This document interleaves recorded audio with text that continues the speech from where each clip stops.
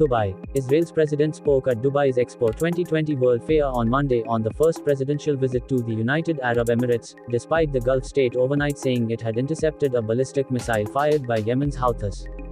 The UAE became the first Gulf state to normalize relations with Israel under a US-brokered normalization agreement, dubbed the Abraham Accords, in 2020. Gulf neighbor Bahrain then followed. I hope and I believe that more and more nations will soon follow the UAE-led and join the Abraham Accords, Herzog said at an event amid tighter than usual security at the Expo site. The presidency in Israel is a largely ceremonial post. Prime Minister Naftali Bennett visited the UAE in December.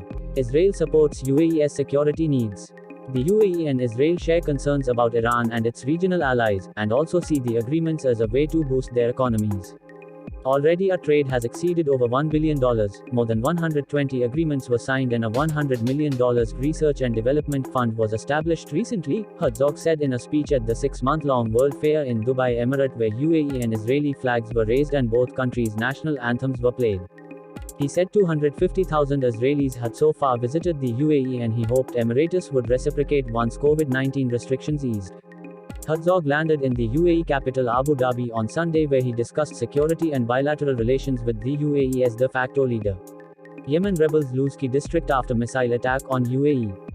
That night, at 20 minutes past midnight, the UAE said it intercepted a ballistic missile fired by Yemen's Iran-aligned Houthi group, the third such attack on US-allied UAE in the past fortnight. UAE authorities did not say whether the missile was aimed at Abu Dhabi or Dubai.